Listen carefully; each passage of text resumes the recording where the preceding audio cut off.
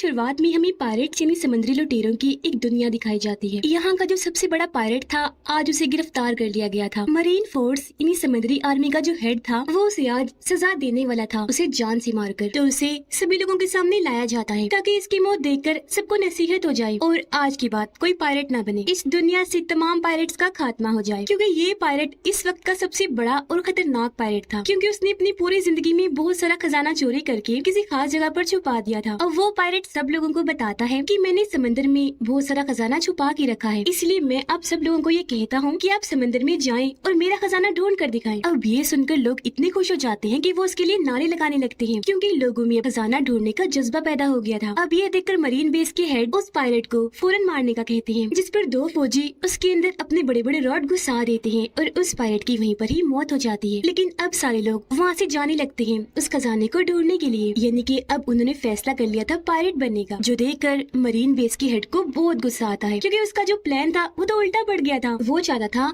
कि पायरेट्स का खात्मा हो जाए, लेकिन उस पायरेट के मरने के बाद अब तो बहुत सारे पायरेट सामने आ गए थे और अब वो उस बड़े पायरेट के खजाने को ढूंढने निकल गए। इसके बाद हमें 22 साल के बाद की कहानी दिखाई जाती है। हम एक कश्ती में कहानी के हीरो को देखते हैं जिसका नाम लूफी होता है। लूफी भी उस पायरेट के खजाने को ही ढूंढने जा रहा था, क्योंकि वो समंदर का सबसे बड़ा पायरेट बनना चाहता है और वो अपने सफर में काफी आगे आ चुका है। लेकिन जिस कश्ती में वो सवार था अब उसमें पानी आना शुरू हो गया था, क्योंकि वो काफी दिन से सफर कर रहा था। अब वो डूब ना जाए इसलिए जल्दी से एक ड्रम में जाकर बैठ जाता है। उसका सारा सामान पानी में तैरने लगा और वो ड्रम भी जिसमें वो छुपा हुआ था, पर यहाँ कम से कम वो डूबने से बच गया था। लेकिन फिर उसका ड्रम तैरते तैरते दो पायरेट्स के जहाजों के बीच पहुँच जाता है, जिन दोनों जहाजों की आपस में लड़ाई हो रही थी। अब यहाँ बड़े शिप की कैप्टन एक औरत थी, जिसको पकड़ने के लिए मरीन बेस ने बहुत सारा इनाम रखा हुआ था। वो फिर अपने साथियों के साथ मिलकर दूसरे जहाज के लोगों पर हमला कर देती है। एक एक करके उन्हें बुरी तरह मारकर वो बंदी बना लेती है और उन्हें भी अपने शिप में ले आती है। कैप्टन के साथी भी दूसरे शिप का सामान लूटकर अपने शिप में लाने लगते हैं। ये लोग उस ड्रम को भी उठाकर अपनी शिप में ले आते हैं जिसमें लूफी छुपा हुआ था। जैसे ही रात हुई लूफी ड्रम से बाहर आ जाता है, लेकिन उसे बाहर आता हुआ एक लड़का देख लेता है जो वहाँ पर कैदी था और वो लूफी को देखकर डर जाता है, चीख मार देता है। लूफी उसके मुँह पर हाथ रखकर उसे चुप करवाता है और कहता है कि डरो मत, मैं तुम्हें कोई नुकसान नहीं पहुँचाऊंगा। जिसके बाद लूफी उसे अपने बारे में बताता है कि मैं भी एक पायरेट हूँ। और वो कैदी लड़का कहता है कि तुम पायरेट नहीं लगते क्योंकि तुम अच्छे लग रहे हो। जिस पर लूफी का जवाब था कि नहीं, सारे पायरेट एक जैसे नहीं होते, कुछ अच्छे भी होते हैं। अब यहाँ हमें लूफी के बचपन का सीन दिखाया जाता है और हमें पता चलता है कि उसे बचपन से पायरेट बनने का शौक था। लूफी को पायरेट्स का एक हीरो भी बहुत पसंद था, जो खुद भी एक पायरेट था और लूफी उसे सिर्फ अपना ही हीरो समझता था। अब जब पायरेट हीरो अपनी टीम के साथ वापस आता है तो लूफी उसे कहता है कि प्लीज मुझे भी अपनी टीम में शामिल कर लीजिए ना। जिस पर वो जवाब देता है, बेटा तुम अभी छोटे हो, पायरेट बनने के लिए भी तैयार नहीं हो, क्योंकि ये काम बहुत खतरनाक होता है। अब ये सुनकर लूफी को जोश आ गया। वो शिप की सबसे ऊंची जगह पर जाकर सबका ध्यान अपनी तरफ करता है और फिर चाकू अपने चेहरे पर घुसा कर निशान बना लेता है ताकि वो सबको दिखा सके कि मैं अब बच्चा नहीं रहा और पायरेट बन सकता हूँ। कहानी वापिस से प्रेजेंट टाइम मौजूदा वक्त में आ जाती है, जहाँ ये सारी बात लूफी उस कैदी लड़के को बता रहा था। वो लड़का उससे पूछता है कि तुम पायरेट बनने का सपना कैसे देख सकते हो, क्योंकि पायरेट होना इतनी भी खास बात नहीं। इस पर लूफी जवाब देता है कि नहीं, पायरेट होना बहुत अच्छा होता है, क्योंकि पायरेट बनकर आप अपने साथियों के साथ समंदर की सैर कर सकते हैं, एडवेंचर पर जा सकते हैं और तो और पायरेट्स को कोई कुछ कहता भी नहीं, वो आजाद होते हैं। इसलिए तो देखो मैं इतना खुश हूँ पायरेट बनकर। कैदी लड़का कहता है मैं भी आजाद होना चाहता हूँ, लेकिन जो इस शिप के कैप्टन है उसने मुझे यहाँ पर कैद करके रखा हुआ है और वो मुझे आजाद कभी नहीं होने देगी। कैप्टन के खराटों की आवाज इतनी ज्यादा थी कि लूफी पूछता है, अरे ये क्या, ये कैसी आवाज है, क्या तुमने कोई समुद्री मॉन्स्टर पकड़ के यहाँ पे रखा हुआ है? जिस पर कैदी लड़का कहता है, अरे नहीं नहीं यार, ये तो हमारे कैप्टन के खराटों की आवाज है। अब वो कैदी लड़का लूफी को चुपके चुपके ऊपर लेकर जाता है और कहता है कि अभी सब सो रहे हैं तो तुम यहाँ से भाग जाओ। अब जब लूफी वहाँ से जा रहा था तो उनकी आहट से सब लोगों को पता चल जाता है और वो नींद से उठ जाते हैं, जिसके बाद कैप्टन भी यहाँ पर आ जाती है। अब कैप्टन को लगता है कि कैदी लड़का मुझे धोखा दे रहा था, वो भी यहाँ से भाग रहा था, इसलिए वो अपने हथियार से इन दोनों पर हमला कर देती है। वो पहले कैदी लड़के को मारती है, लेकिन लूफी आगे आकर उसके हथियार को साइड पर कर देता है, कैदी लड़के को बचा लेता है। जिसके बाद वो अकेला ही कैप्टन और उसके साथियों से लड़ने लगता है। हालांकि कैप्टन के साथी उस पर गोलियां चलाते हैं, लेकिन एक भी गोली लूफी का कुछ बिगाड़ नहीं पाती। ये देखकर कैप्टन को गुस्सा हो जाता है और वो अपना भारी हथियार उठाकर लूफी की पेट पे जोर से मारती है। लेकिन हैरत, यहाँ पर लूफी अपने जिस्म को लचकदार बनाकर खींचता है और ऐसे उसके वार से बच जाता है। ये देखकर कैप्टन काफी हैरान रह जाती है कि इसने अपने जिस्म को लचकदार कैसे कर लिया। और फिर तभी लूफी अपने हाथों को भी लंबा लंबा लचकदार बनाकर शिप की दूसरी साइड पर चला जाता है। तब कैप्टन भी वहाँ पर आ जाती है। वो दोबारा से अपने हथियार से उस पर हमला करती है, लेकिन लूफी पीछे हट जाता है और तब शिप का व्हील टूट जाता है और वहाँ पर आग लग गई। सारी सूरत हाल को देखकर कैप्टन आग बगोला हो जाती है। उसे कैदी लड़के पर गुस्सा आ रहा था, इसलिए वो अपने हथियार से अब उस पर हमला करती है। लेकिन तभी सामने आ गया लूफी। हथियार उसके सर पर लगा, उसका सर कुचला गया, लेकिन हैरत उसे कुछ भी नहीं हुआ। जिसके बाद लूफी अपनी सबसे खतरनाक मूव यानी मारने का जो उसका सबसे अच्छा तरीका था वो उसका इस्तेमाल करता है। अपना हाथ लंबा लचकदार बनाकर बड़ा सा मुक्का बनाता है और उससे वो कैप्टन पर हमला करता है, जिससे यहाँ वो कैप्टन समंदर में दूर जाके गिरती है और उसका काम तमाम। अब वो सारे लोग लूफी की ताकतों को देखकर काफी हैरान भी हो जाते हैं और डर भी जाते हैं, इसीलिए हार मान ली थी उन्होंने। अब लूफी तो अपने कारनामों से बहुत खुश था और वो कैदी लड़के को लेकर यहाँ से जाने वाला था। अब हम एक तलवारबाज को देखते हैं जिसका काम होता है पायरेट्स को पकड़कर मारना। अब तब यहाँ एक आदमी आया जो वॉरियर था यानी कि योद्धा। वो तलवारबाज को अपने साथ शामिल होने का कहता है, लेकिन वो साफ साफ मना कर देता है। इनकार सुनकर वॉरियर तलवारबाज से लड़ने लगा। अब वो बहुत अच्छा तलवारबाज था। वो तेजी तेजी से अपनी तलवारें हिलाकर वॉरियर से लड़ता है और फिर एक मौके पर बड़ी आसानी से अपनी तलवारों का इस्तेमाल करते हुए वो वॉरियर को काट कर उसके 2 हिस्से कर देता है और इस तरह तलवारबाज ये लड़ाई जीत गया। लूफी और कैदी लड़का उस शिप से निकल चुके थे और अब वो एक छोटी कश्ती में आगे बढ़ रहे थे। अब क्योंकि उसने लूफी की और लूफी ने उसकी जान बचाई थी, इसलिए उन दोनों की दोस्ती हो जाती है। कैदी लड़का तो पहले उसकी ताकतें देखकर काफी हैरान था, इसलिए वो लूफी से पूछता है कि तुम्हारे पास ये लचकदार होने की ताकत कहाँ से आई? जिस पर वो बताता है कि बचपन में जब पायरेट हीरो ने मुझे अपनी टीम में शामिल करने से मना कर दिया था ना, तो तब मैंने गुस्से में आकर एक खास किस्म का फ्रूट खा लिया था, जिसके बाद से ही मुझे ये लचकदार होने की ताकत मिली। क्योंकि पायरेट हीरो ने जब मेरा हाथ पकड़ा तो मैं वहाँ से आगे बढ़ गया और मेरा हाथ लंबा होकर लचकदार बन गया। फिर कैदी लड़का पूछता है कि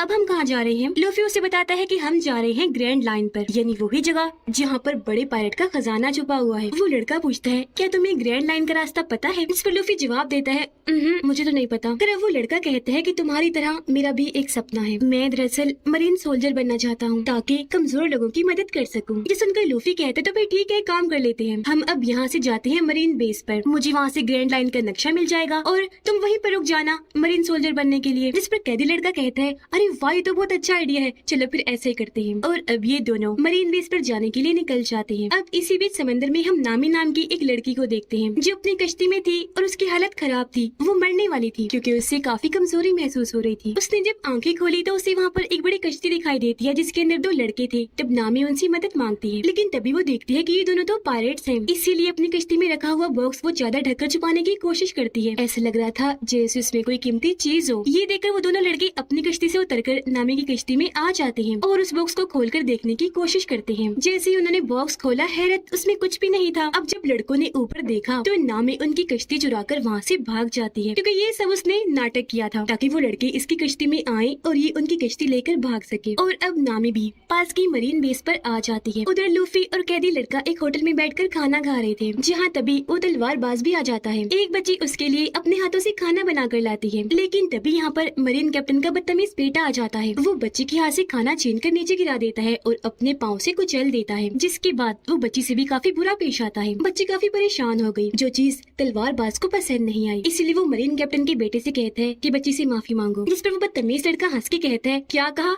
मैं इस बच्ची से माफी मांगू? कभी नहीं हो सकता। ये कहकर वो तलवार निकाल लेता है, जो देखकर तलवारबाज भी अपनी तलवार निकाल लेता है। सिर्फ 1-2 वार करके ही उसे हरा देता है। ये देखकर कुछ और लोग भी तलवारबाज की तरफ आते हैं उसे लड़ने के लिए, लेकिन एक को वो टांग मार के ही गिरा देता है, एक का सर टेबल पर देकर मारता है और 2 की बाजुएं पकड़कर उन्हें तोड़ देता है और साइड में फेंक के मारता है। एक को वो पकड़कर ऐसे घूमता है कि उसे जोर से टांग मारता है। तभी यहाँ पर नामी भी आ जाती है। वो भी एक आदमी का सर टेबल पर देकर मारती है और उसे जख्मी कर साइड में उठाकर ले जाती है। अब कैदी लड़का काफी डरा हुआ था, टेबल के नीचे छुपकर ये सब कुछ देख रहा था, जबकि लूफी इस लड़ाई को काफी एंजॉय कर रहा था। तलवारबाज ने सभी मरीन सोल्जर्स को मार दिया था, जिसके बाद वो पकड़ता है मरीन कैप्टन के बेटे को। उसे जान से मारने ही वाला था कि तभी वो लड़का कहता है कि प्लीज तुम मुझे छोड़ दो, मैं कैप्टन का बेटा हूँ, तुम जो मांगोगे वो तुम्हें दे देंगे। अब ये सुनकर तलवारबाज उसे फिलहाल के लिए छोड़ देता है और उसके डैड मरीन कैप्टन के पास आता है अपना इनाम लेने, क्योंकि उसकी ड्यूटी पायरेट्स को मारने की भी थी। लेकिन मरीन कैप्टन कहते हैं कि पहले तुम्हें मुझे इनाम देना होगा, जो है कि तुम्हें 7 दिन के लिए मेरे पास कैद रहना होगा। इस पर तलवारबाज कहते हैं अच्छा, अगर तुमने मुझे कैद करने की कोशिश की तो सबसे पहले तुम्हारा बेटा मरेगा। अब ये सुनकर मरीन कैप्टन का बेटा भड़क जाता है और अपने डैड को कहता है डैड या क्या करे है, पैसे दे दे इसको। लेकिन उसके डैड उसे ही मुक्का मारकर दूर फेंक देते हैं। अब मरीन कैप्टन तलवारबाज को कहता है कि तुम्हारी इस हरकत के बाद कोई भी मरीन बेस तुम्हें इनाम नहीं देगा, फिर चाहे तुम जितने मर्जी पायरेट्स को मार लो। अब तुम्हारे पास 2 रास्ते हैं, या तुम हमारे साथ काम करो या फिर मेरे पास 7 दिनों के लिए कैद हो जाओ। इस पर तलवारबाज कहता है कि मैं तुम्हारे साथ काम तो नहीं करूंगा, लेकिन हाँ 7 दिनों के लिए कैद हो जाता हूँ। और अब उसे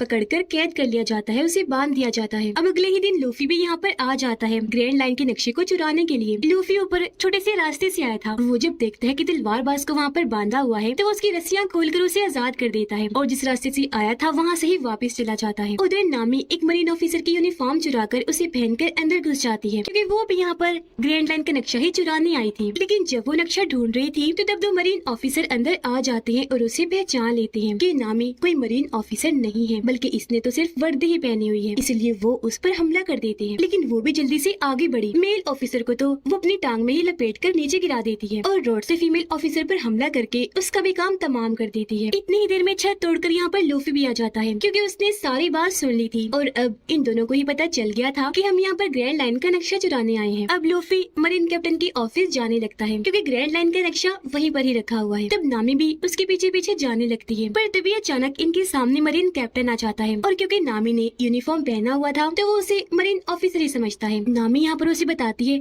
वो दरअसल मैंने इस कैदी को भी अभी कैद किया है, तो मैं इसे जेल में डालने जा रही थी। जो सुनकर कैप्टन यहाँ से चला जाता है, पर यहाँ हमने देखा कि नामी बहुत चालाक है। उसने मरीन कैप्टन की जेब काट ली थी और अब उसके ऑफिस की चाबियाँ इनके पास आ गई थी। तो अब ये दोनों चाबियों से ताला खोलकर उसके ऑफिस घुस जाते हैं। अलग अलग होकर ग्रैंड लाइन का नक्शा ढूंढने लगते हैं। मरीन कैप्टन अब उस जगह पर आता है जहाँ पर वो दोनों ऑफिसर पड़े थे जिन्हें अभी अभी नामी ने पीटा था। दोनों ऑफिसर मरीन कैप्टन को बताते हैं कि वो लाल बालों वाली लड़की यानी कि नामी कोई मरीन सोल्जर नहीं है, बल्कि वो तो यहाँ पर घुस गई है, पायरेट है। ये सुनकर मरीन कैप्टन को याद आया कि वो तो मेरे ऑफिस की तरफ गई है, इसलिए वो यहाँ पर इमरजेंसी अलार्म बजा देता है। उधर लूफी और नामी को वो तिजोरी मिल गई थी जिसमें ग्रैंड लाइन का नक्शा रखा हुआ था, लेकिन लाख कोशिश के बाद भी वो इस तिजोरी को नहीं खोल पा रहे थे। तभी बाहर मरीन कैप्टन भी आ गया था। वो दरवाजा पीटने लगता है और उन्हें दरवाजा खोलने का कहता है, लेकिन यहाँ पर लूफी मजबूती से तिजोरी को पकड़ता है। नामी उसके पीछे से आकर उसे जोर से पकड़ लेती है। यहाँ लूफी अपनी लचकदार ताकत का इस्तेमाल करके खींचकर अपनी बाजुओं को लंबा करता है और ऐसे दोनों कूदकर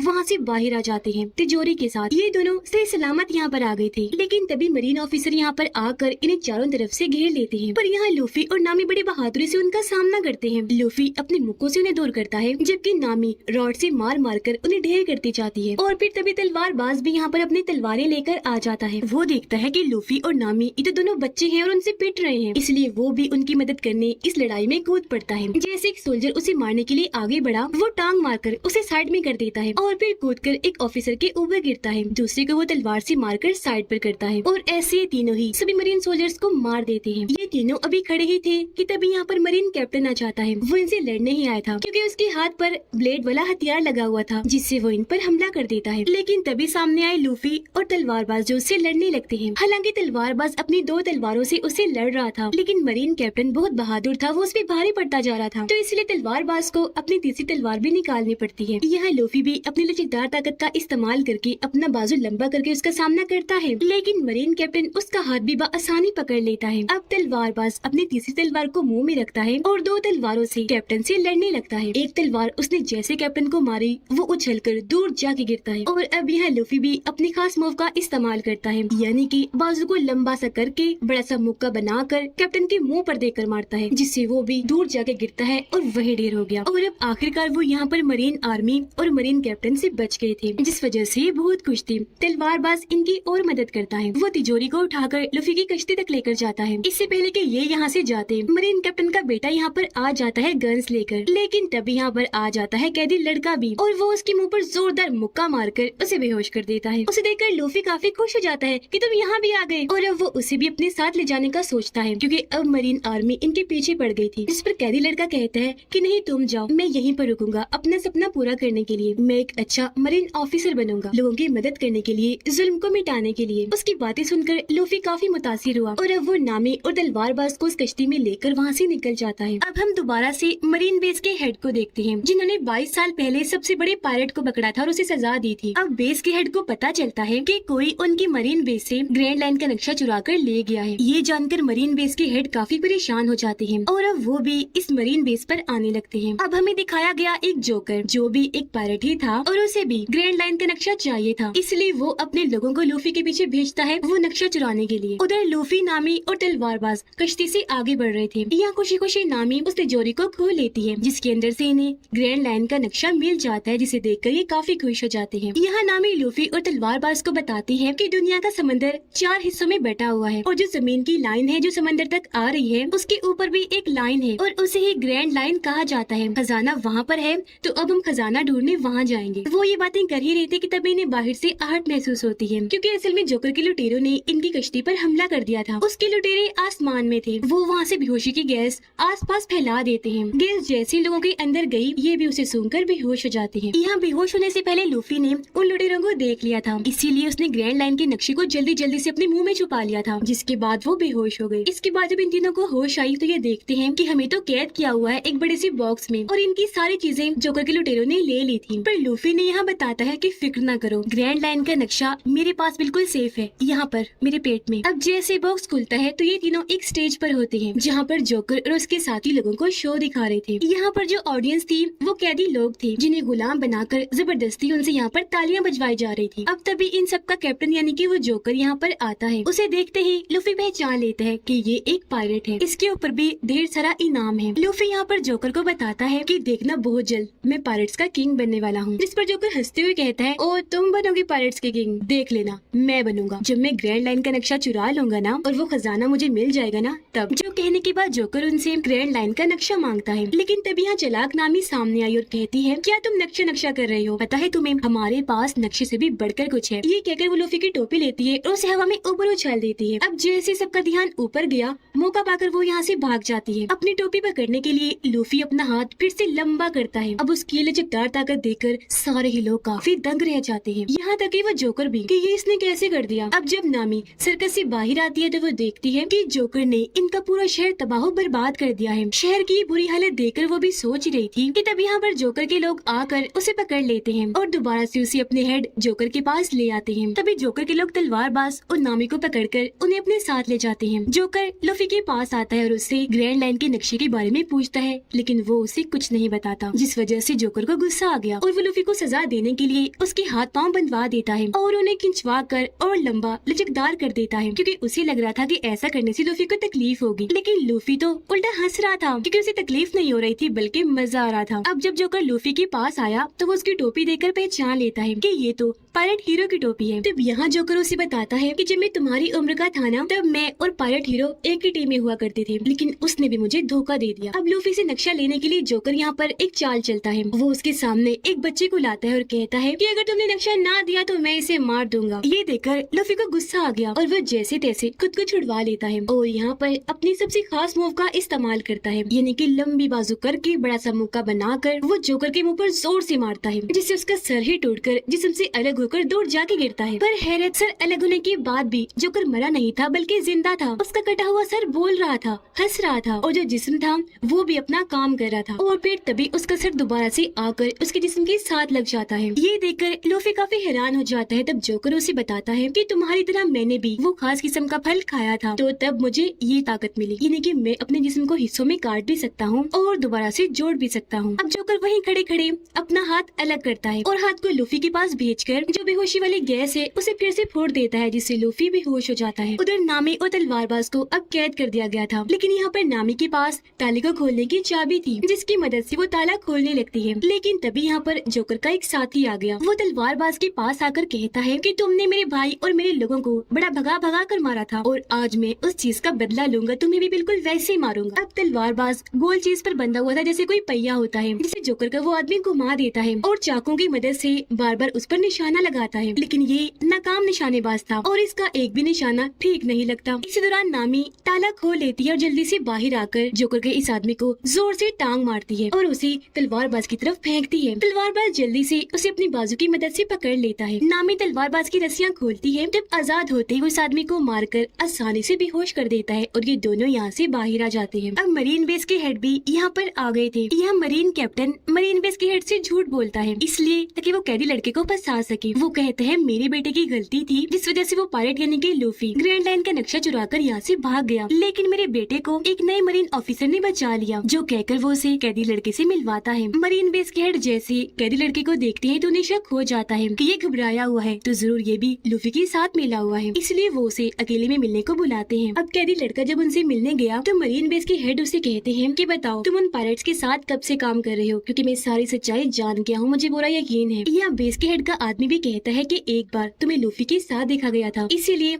अब जो भी सच है जल्दी से बता दो। ये सुनकर कैदी लड़का काफी घबरा गया और वो सारी सच्चाई मरीन बेस के हेड को बता देता है। कहता है कि लूफी ने मेरी मदद की थी मेरी कैप्टन से मुझे आजाद करवाने में, तो वो और मैं उस शिप से भाग गए थे और यहाँ पर आ गई। जिसके बाद वो तो चला गया लेकिन मैं यहीं पर रुक गया क्योंकि मैं मरीन ऑफिसर बनना चाहता था। अब हेड समझ जाते हैं कि ये सच बोल रहा है, इसलिए वो कैदी लड़के को भी अपने साथ शामिल कर लेते हैं ताकि ये मिलकर लूफी को पकड़ सके। उधर जोकर ने लूफी को पकड़कर एक टैंक में कैद कर दिया था। जब उसे होश आई तो वो खुद को यहाँ पाकर काफी परेशान हो जाता है क्योंकि इस टैंक में धीरे धीरे करके समंदर का पानी भर रहा था और समंदर के पानी की वजह से लूफी यहाँ पर अपनी ताकतों का इस्तेमाल नहीं कर पाता क्योंकि वो यहाँ पर कमजोर पड़ता जा रहा था। तभी यहाँ पर जोकर भी आ गया और वो उसे दोबारा ग्रैंड लाइन का नक्शा मांगता है लेकिन लूफी उसे नहीं देता। इस वजह से जोकर को काफी गुस्सा आ गया और वो टैंक में पानी की स्पीड बढ़ा देता है और अब समंदर का पानी तेजी से वहाँ पर आकर लूफी पर गिरने लगा। अब हमें यहाँ दोबारा से लूफी के बचपन का सीन दिखाया जाता है जहाँ पर उस वक्त वो काफी दुखी था जब पायलट हीरो उसे अकेला ही छोड़कर चला गया। उसके जाने के बाद यहाँ पर एक और पायलट आया जो बहुत बुरा था। वो आते ही लूफी को पकड़कर उसे मारने लगता है, परेशान करने लगता है। लेकिन ठीक इसी वक्त पर यहाँ पर पायलट हीरो दोबारा आ गया। उसने जब देखा कि लूफी के साथ ये ऐसा सलूक कर रहे हैं तो उसने एक एक करके उस पायलट के सभी साथियों को मारकर ढेर कर दिया। लेकिन तब तक वो बुरा पायलट लूफी को लेकर कश्ती में बिठाकर समंदर में आ गया। पर तभी यहाँ पर एक बहुत बड़ा समुद्री मॉन्स्टर आकर इनकी कश्ती पर हमला कर देता है जिससे इनकी कश्ती पलट गई और ये दोनों समंदर में जाके गिरते हैं। डूबने की वजह से उस बुरे पायलट की तो वहीं पर मौत हो जाती है। इससे पहले कि लूफी भी पानी में डूबकर मरता, यहाँ पर पायलट हीरो आकर उसकी जान बचा लेता है। जिसके बाद वो समुद्री मॉन्स्टर दोबारा से ऊपर आया इन पर हमला करने के लिए। वो अपना बड़ा सा मुंह खोलकर लूफी को खाने ही वाला था कि तभी सामने पायलट हीरो आकर उसे बचा लेता है। मॉन्स्टर ने जैसे अपना मुंह बंद किया, पायलट हीरो मॉन्स्टर की आंखों में आंखें डालकर देखने लगता है। इससे मॉन्स्टर काफी डर गया और वहाँ से वापस भाग जाता है। लेकिन लूफी देखता है कि उस मॉन्स्टर ने पायलट हीरो का एक बाजू खा लिया है जिससे छोटे लूफी को बहुत दुख हुआ। तो अब यहाँ पर लूफी को एहसास हो गया कि वाकई अभी मैं बच्चा हूँ, पायलट बनने के लायक नहीं हूँ। अब पायलट हीरो यहाँ से जाने वाला था। जाते जाते वो लूफी को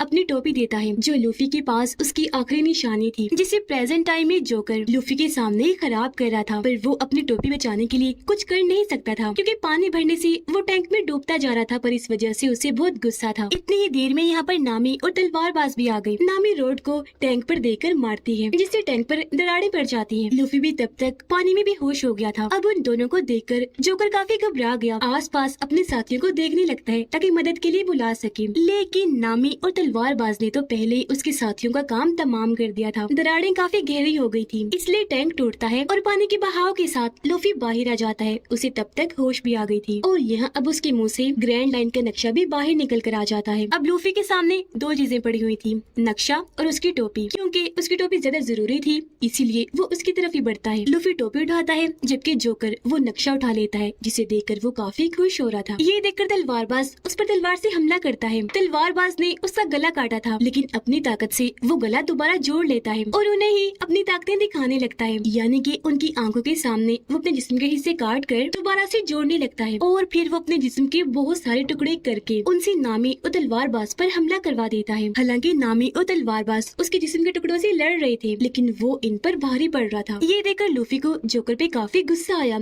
इसलिए वो भी उठा उसे लड़ने के लिए। वो यहाँ पर अपने स्पेशल मूव का इस्तेमाल करता है। अपना मुक्का उसके पेट के आर पार कर देता है लेकिन इससे भी जोकर को कुछ नहीं होता और अब वो लूफी पे भी भारी पड़ता है। जोकर का कटा हुआ हाथ आकर लूफी की गर्दन को पकड़ लेता है और उसका गला दबाने लगता है। लूफी ने जब साइड पर देखा तो वहाँ पर बहुत सारे बॉक्सेस पड़े हुए थे जिन्हें लूफी नामी को दिखाता है और अपना सारा प्लान समझाता है। जिसके बाद लूफी और तलवारबाज बारी बारी करके जोकर के जिस्म के टुकड़ों को बॉक्सेस की तरफ फेंकते हैं और नामी जल्दी से रॉड की मदद से उन्हें कैद करती रहती है। इस वजह से जोकर के पास अब जिस्म के बहुत थोड़े हिस्से रह गए थे और अब वो काफी छोटा हो गया था। और अब यहाँ पर लूफी अपनी खास ताकत का इस्तेमाल करता है। वो अपने दोनों बाजों को लंबा करके बड़े बड़े हाथ बनाता है। दोनों हाथों से एक साथ उस पर हमला करके उसे वहाँ से उड़ा देता है। जिसके बाद लूफी वो नक्शा नामी को दे देता है क्योंकि अब उसे इन दोनों पर भी यकीन हो गया था और ये अच्छे दोस्त बन गए थे। अब ये तीनों मिलकर वहाँ पर कैद लोगों को आजाद करवाते हैं जिन्हें ऑडियंस बनाकर वहाँ पर बिठाया गया था। उधर मरीन बेस के हेड ने मरीन कैप्टन को गिरफ्तार कर लिया था और उन्हें वहाँ पर बांध दिया था क्योंकि हेड जान चुके थे कि एक अच्छा मरीन कैप्टन नहीं है। ये बहुत ही बुरा है और बहुत नाइंसाफी करता है, बेहद जालिम भी है। अब मरीन बेस के हेड ये फैसला करते हैं कि अब मैं खुद अपनी नई मरीन आर्मी बनाकर लूफी को पकड़ने के लिए निकलूंगा। उनकी नई मरीन आर्मी सामने खड़ी हुई थी जिनमें कैदी लड़का और मरीन कैप्टन का बेटा भी शामिल था जिसकी फौरन ही बाद ये लूफी को पकड़ने के लिए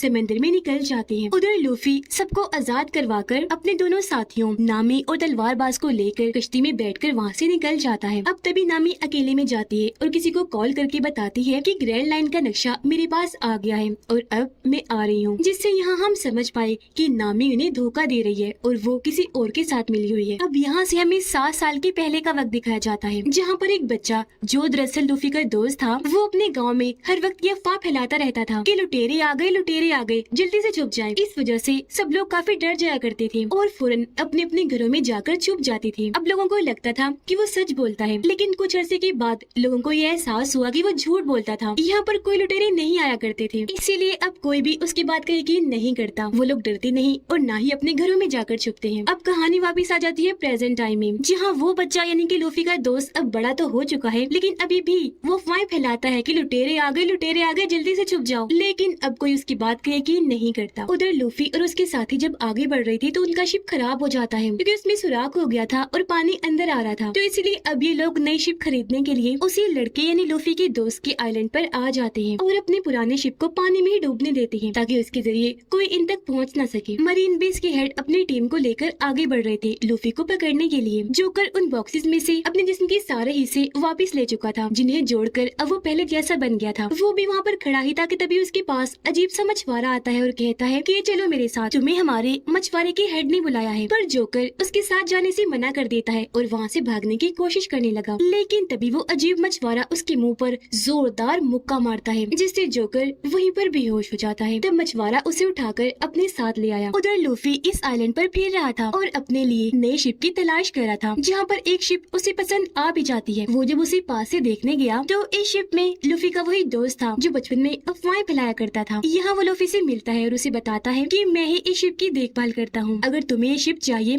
तो चलो मैं तुम्हें अपने दोस्त से मिलवाने ले चलता हूँ, क्योंकि ये शिप उसकी है, बल्कि शिप ही तो क्या पूरा आइलैंड ही उसका है। जो सुनकर लूफी, नामी और तलवारबाज उससे मिलने के लिए तैयार हो गए और अब लूफी का दोस्त उन तीनों को अपने दोस्त से मिलवाने ले जाता है उसके घर पर, जहाँ उसका घर हम देखते हैं बहुत शानदार खूबसूरत था, क्योंकि वो लड़की बहुत अमीर थी। जिसके बाद वो लड़की अंदर से निकलकर बाहर आती है, उसके साथ उसका दोस्त भी था। लड़की के साथ उसका दोस्त भी था जिसका नाम क्लाडोर था। अब इस अमीर लड़की की कल 28वीं बर्थडे थी, यानी कल वो 18 साल की हो जाएगी। तो उसका दोस्त यहाँ पर आकर उसे पहले ही हैप्पी बर्थडे विश कर देता है। वो फिर अमीर लड़की से लूफी, नामी और तलवारबाज को भी मिलवाता है, ये कहकर कि ये तीनों भी मेरे साथी हैं। तब अमीर लड़की उस लड़की यानी लूफी के दोस्त को कहती है कि आज रात तुम और तुम्हारे ये साथी यहीं पर रुक जाओ हमारे साथ रात का खाना खाने के लिए। यहाँ पता चला कि अमीर लड़की के मॉम डैड मर चुके हैं और अब वो इस घर में बिल्कुल अकेली रहती है, इसलिए उसका दोस्त क्लाडोर और नौकर ही उसकी देखभाल करते हैं। अब वो अमीर लड़की जब अकेली बैठी थी तो खुफिया रास्ते से वो लड़का यानी लूफी का दोस्त उसके पास आता है। बर्थडे गिफ्ट के तौर पर वो उसे समंदर से लाया हुआ मोती देता है और उसे खुश करने के लिए यह बड़ी बड़ी बातें करता है कि मैं कई बार समंदर में जाकर एडवेंचर कर चुका हूँ। बातों के दौरान ही लड़की को खांसी होने लगी। तब लूफी का दोस्त उसे चाय लाकर पिलाता है, जिससे उसकी तबीयत थोड़ी बेहतर होती है। लूफी और नामी कपड़ों वाले कमरे में जब गए तो वो ये सोचकर काफी परेशान हो रही थी कि यहाँ पर तो इतने सारे कपड़े हैं,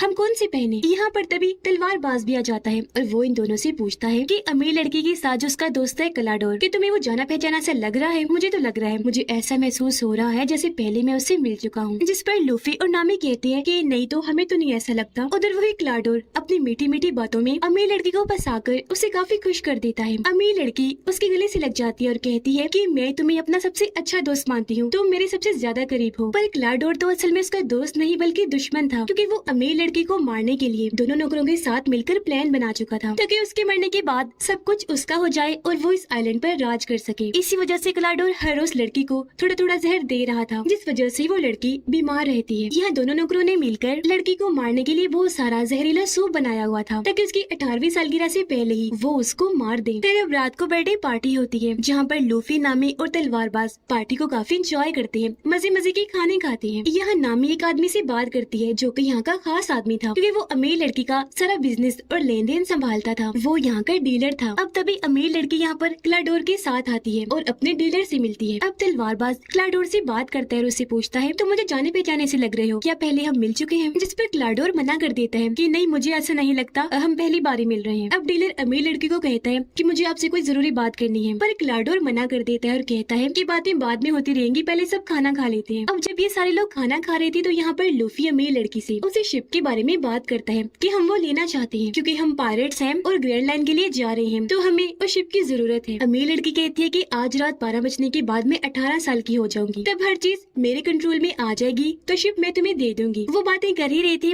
कि तभी लड़की की तबीयत खराब होने लगी। ग्लाडोर कहता है किसी आराम की जरूरत है, आप सब लोग यहाँ से चले जाइए। पर अमीर लड़की मना कर देती है कि नहीं नहीं, मत कहो होने जाने का, आज रात वो यही रुकेंगे। ये सुनकर तब ग्लाडोर भी चुप हो जाता है और अमीर लड़की को उठाकर उसके कमरे में छोड़ने जाता है। अब मरीन बेस के हेड और कैदी लड़का जब एक जगह पर बैठे हुए थे तो वहाँ पर मरीन कैप्टन का बेटा आता है और बताता है कि एक आइलैंड के पास हमें लूफी की शिप का सामान मिला है। जिस पर मरीन बेस के हेड कहते हैं तो इसका मतलब है लूफी उस आइलैंड पर गया है, तो अब तुम दोनों उस आइलैंड पर जाओ और लूफी को पकड़कर यहाँ पर लेकर आओ। अब जब डीलर अकेला था तो उसके पास क्लाडोर आता है क्योंकि वो डीलर को मारना चाहता है। वजह ये थी कि डीलर क्लाडोर की सच्चाई जान चुका था, जो सारी बात आज रात वो अमीर लड़की को बता देगा। अब यहाँ हमने देखा कि क्लाडोर के पास भी तेज चलने और दौड़ने की स्पीड और ब्लेड की ताकत है। उसके हाथ में 5 ब्लेड लगे हुए थे। वो उन्हें डीलर के अंदर घुसाकर उसे बहुत बुरी तरह मार देता है। अब हम जोकर को देखते हैं जिसे वो मछुआरा अपने हेड के पास उठाकर ले आया था। हेड जोकर को कहता है कि मैं यहाँ का सबसे बड़ा और खतरनाक पायलट हूँ, अगर तुम यहाँ पर कुछ लूटोगे तो आधा हिस्सा मुझे भी दोगे। जिस पर जोकर कहता है लेकिन मैं तो कुछ भी नहीं कर पा रहा। लूफी नाम का एक लड़का है, वो ही यहाँ पर हर जगह घूम रहा है, उसके पास एक ग्रैंड लाइन का नक्शा भी है, वो ही उस खजाने को ढूंढ लेगा। इस पर मछुआरों का हेड कहता है कि कौन लूफी, कहाँ है वो इस वक्त। जोकर कहता है कि तुम मुझे छोड़ दो, मुझे फिलहाल पता नहीं है कि वो कहाँ है, लेकिन उसे ढूंढने में मैं तुम्हारी मदद कर सकता हूँ। जिस पर वो हेड मानकर उसे छोड़ देता है। अब लूफी और तलवारबाज और खाना खाने और शराब पीने अपने अपने कमरों से बाहर आते हैं और अब ये दोनों मिलकर किचन में जाते हैं जहाँ पर लूफी का दोस्त पहले से ही मौजूद था और अब ये तीनों यहाँ पर बातें करने लगते हैं। अब नामी भी अपने कमरे से बाहर आकर यहाँ पर सामान चुराने लगती है, जिसके बाद वो अमीर लड़की के कमरे में जाती है। वो लड़की नामी के हाथ में सामान का थैला देखकर समझ जाती है कि ये चोरी कर रही है, लेकिन यहाँ वो फिर भी नामी को कुछ नहीं कहती, बल्कि दोस्तों की तरह ही उससे बातें करने लगती है। बातों ही बातों में लूफी का दोस्त बताता है कि मेरे डैड भी एक काफी बड़े पायरेट थे, लेकिन फिलहाल वो लापता है। अब उनका नाम सुनकर लूफी एकदम से बोलता है, अच्छा वो, उनको तो मैं जानता हूँ, मैं उनसे मिल चुका हूँ और वादा करता हूँ कि तुम्हें तुम्हारे डैड से मिलवा दूंगा। अब यहाँ पर तलवारबाज उसे पूछता है क्या यहाँ पर पीने के लिए शराब है। इस पर वो कहता है कि हाँ, बेसमेंट में बहुत सारी शराब पड़ी है, वहाँ जाकर पी लो। तो अब तलवारबाज और लूफी का दोस्त बेसमेंट में आते हैं, लेकिन जब ये आगे बढ़ रहे थे तो इन्हें यहाँ पर डीलर की लाश मिलती है और ये दोनों उसे देखकर काफी परेशान हो जाते हैं, ये सोचकर कि इसे किसने मारा होगा। जहाँ तभी इनके सामने क्लाडोर आ जाता है। वो इन्हें भी अपने 5 ब्लेड्स दिखा देता है, जिन्हें देखकर तलवारबाज समझ जाता है कि ये कौन है। क्लाडोर असल में ब्लैक आर्मी का कैप्टन था, जो कि बुरे पायरेट्स होते हैं, और इसके ऊपर भी ढेर सारे पैसों का इनाम रखा गया है। अब एकदम ही तलवारबाज अपनी तलवार से उस पर हमला करता है, लेकिन वो अपनी ब्लेड से उसकी तलवार नीचे करता है और ऐसे उसके हमले से बच जाता है। और फिर क्लाडोर अपनी स्पीड की ताकत से वहाँ से झट से गायब हो गया। इतनी ही देर में क्लाडोर के दोनों साथी इन्हीं नौकर यहाँ पर आ जाते हैं। एक नौकर तलवारबाज के सर पर कोई चीज मारकर उसे बेहोश कर देती है, जो देखकर लूफी का दोस्त एक छोटी सी जगह से जल्दी से यहाँ से भाग जाता है और नौकरों के हाथ लगने से बच गया। अब क्लाडोर यहाँ पर वापिस आया और अपने नौकरों से कहता है कि उन दोनों की लाशों को ठिकाने लगाओ, इन्हें डीलर की और तलवारबाज की, जो कहकर वो यहाँ से चला गया। लूफी किचन में आया क्योंकि उसे भूख लग रही थी, तो जहरीले सूप को देखकर उसे रहा नहीं गया और वो सारा का सारा सूप पी जाता है। इससे वो मरता तो नहीं, लेकिन फौरन बेहोश हो जाता है। उधर नामी भी अमीर लड़की से बातें करने के बाद उसकी काफी अच्छी दोस्त बन गई थी और जो सामान अब नामी ने चुराया था वो सारा वापस रख देती है। उधर वो दोनों नौकर डीलर की लाश और बेहोश तलवारबाज को एक कुएं के पास लाकर उसके अंदर फेंक देते हैं, जिसके बाद वो भी वहाँ से चले जाते हैं। लूफी का दोस्त जो पहले ही काफी घबराया हुआ था, अब वो दोबारा से हर घर में जाकर इस बार सच बताता है कि मेरी बात का यकीन कर लो, उठो जागो, सच में यहाँ पर लुटेरे आ गए हैं। अब हालांकि इस बार वो सच बोल रहा था, लेकिन कोई भी उसकी बात का यकीन करने को तैयार ही नहीं था। और फिर तभी लूफी का दूसरा दोस्त यानी कि कैदी लड़का भी अपने साथियों के साथ यहाँ पर आ जाता है। यह लूफी का दोस्त कैदी लड़की को सारी बात बता देता है कि ब्लैक आर्मी यानी बुरे पायलट का जो कैप्टन है वो यहाँ पर आ चुका है और सबको मार रहा है। उसके बारे में बताने के लिए मैं यहाँ पर आया हूँ। इस पर मरीन कैप्टन का बेटा कहता है कि ये झूठ है, ब्लैक आर्मी के कैप्टन को तो मेरे डैड ने मार दिया था, इसलिए हम यहाँ पर जो काम करने आए हैं वही करेंगे, यानी लूफी को ढूंढने के लिए। उसका नाम सुनकर लूफी का दोस्त बताता है तुम लूफी को ढूंढने आए हो यहाँ पर,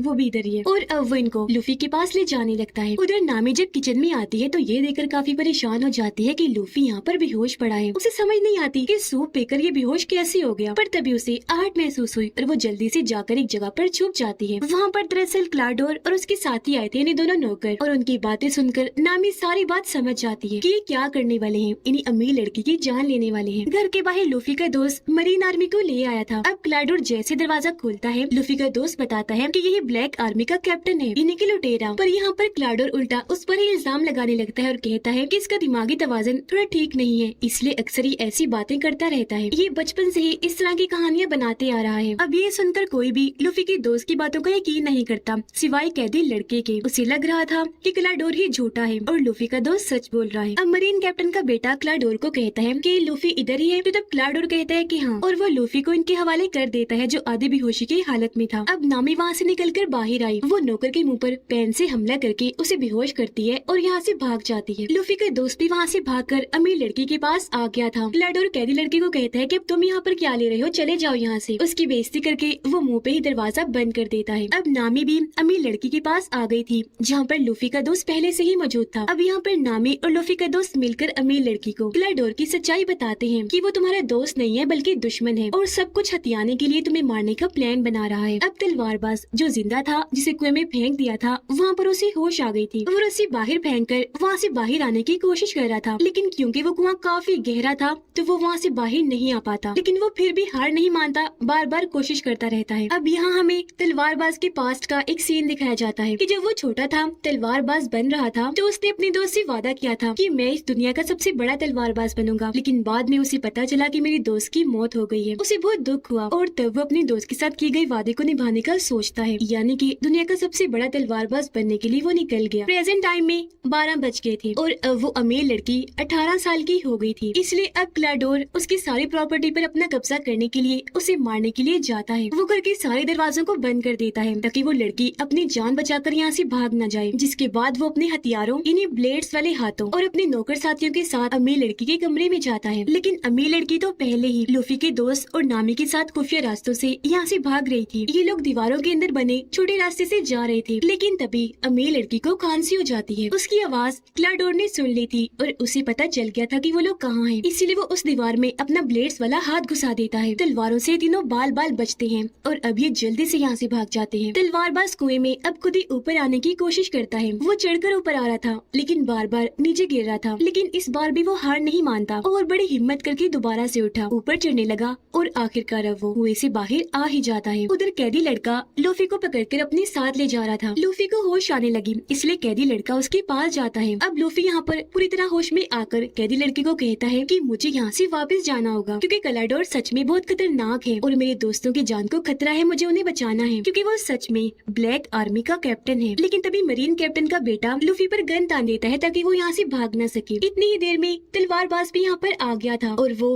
उसके सभी साथियों को मार देता है। फिर वो मरीन कैप्टन के बेटे को जोरदार मुक्का मारता है जिससे वो वहीं बेहोश होकर गिर जाता है। जिसके बाद लूफी और तलवारबाज अपने साथियों को बचाने के लिए निकल जाते हैं। घर में वो तीनों यानी कि अमीर लड़की, लूफी का दोस्त और नामी एक पुराने कमरे में आकर छुप जाते हैं। लेकिन तभी क्लाडोर भी यहाँ पर आ जाता है। उसे शक था कि वो यहीं पर है, इसलिए वो उन्हें ढूंढने लगता है। इसी दौरान लूफी और तलवारबाज भी जैसे तैसे घर का एक रास्ता खोलकर अंदर आ ही जाते हैं। लूफी जाता है ऊपर और तलवारबाज दूसरी साइड पर। तलवारबाज के सामने क्लाडोर के दोनों नौकर साथी आ जाते हैं तो वो जल्दी से अपनी तलवार पकड़कर उनसे लड़ने लगता है। अमीर लड़की और नामी जैसे बाहर आई, क्लाडोर जल्दी से आगे आकर उन्हें पकड़ लेता है। वो उन्हें बस मारने ही वाला था कि तभी लूफी का दोस्त अपने हथियार से उस पर निशाना लगाता है, लेकिन इस बार भी वो बच जाता है। क्लाडोर को कुछ नहीं होता। अब क्लाडोर फुल स्पीड के साथ उसके पास आया और उस पर हमला करके उसे दूर फेंक देता है। फिर वो अमीर लड़की और नामी के पास आया। उसने अपना ब्लेड्स वाला हाथ ऊपर उठाया अमीर लड़की को मारने के लिए, लेकिन तभी पीछे लूफी आ गया जिसने अपना हाथ लचकदार बना के लंबा करके उसे पकड़ लिया और ऐसे अमीर लड़की को बचा लिया। जिसके बाद अब लूफी क्लाडोर से लड़ने लगता है। लचकदार ताकत का इस्तेमाल करके वो उसे उठा कर मार रहा था, पर क्योंकि क्लाडोर काफी खतरनाक और ताकतवर था इसलिए लूफी ज्यादा देर तक उसका मुकाबला नहीं कर पाता। क्लाडोर बहाने से काफी बार लूफी पर हमला करता है जिस वजह से लूफी को अब थोड़ा रुकना पड़ता है, लेकिन फिर मौका पाकर लूफी उसके मुंह पर जोरदार मुक्का मारता है और वो दूर जाके गिरता है। तलवारबाज भी दोनों नौकरों से लड़कर उन्हें खूब मार रहा था। एक पर वो तलवार से ऐसे हमला करता है कि सीढ़ियों से नीचे फेंक देता है और ऐसे वो इन पर भारी पड़ रहा था। उधर क्लाडोर भी अब आमने सामने आकर लूफी से लड़ता है और अपनी ब्लेड से उसे दूर फेंक फेंक के मारता है, लेकिन इसका असर लूफी पर ज्यादा नहीं होता। वो बड़े आराम से बार बार बच रहा था। अब यहाँ पर लूफी अपनी सबसे खास मूव का इस्तेमाल करता है। वो लचकदार ताकत का इस्तेमाल करके अपनी गर्दन को लंबी करता है और उससे क्लाडोर पर हमला करके बाहर फेंक के मारता है। लेकिन तलवारबाज भी उसके दोनों साथियों को हराकर बंदी बना लेता है, यानी कि इन्होंने उन तीनों को ही पकड़ लिया था। अब इस तरह इन सभी दोस्तों ने उनसे लड़ाई की, उन्हें हराया और इन सब की ही जान बच गई। लेकिन नामी कहती है हमें जल्दी से यहाँ से निकलना चाहिए क्योंकि मरीन आर्मी जान जान चुकी है कि हम यहाँ पर हैं और हमें पकड़ने वो यहाँ पर आती ही होगी, पर क्योंकि भागने के लिए इनके पास कोई शिप नहीं था, इसलिए अमीर लड़की इन्हें वही वाला शिप दे देती है। अब यहाँ पर अफवाह वाला लड़का यानी लूफी का दोस्त भी इनके साथ सफर में जाने के लिए तैयार हो जाता है और अब ये चारों उस शिप में बैठकर इस आइलैंड से निकल जाते हैं। हम देखते हैं कि क्लाइडोर भी मरा नहीं था बल्कि जिंदा बच गया था और वो भी कश्ती में बैठकर इस आइलैंड से निकल चुका था। कैदी लड़का वापिस आ गया था, जहाँ वो मरीन बेस के हेड से माफी मांगता है कि प्लीज मुझे माफ कर दीजिए, मैंने बहुत कोशिश की पर मैं लूफी को पकड़कर नहीं ला पाया। हेड उससे कहती है कि परेशान मत हो, तुमने कोशिश भी की और अपना काम भी पूरा कर दिया, तुम उन लोगों को आइलैंड से बाहर ले आए, यही बहुत है, अब हम उन्हें पकड़ लेंगे। वो ऐसा इसलिए कह रहा था क्योंकि अपनी दूरबीन से वो लूफी के शिप को देख पा रहा था। और अब मरीन बेस के हेड कहते हैं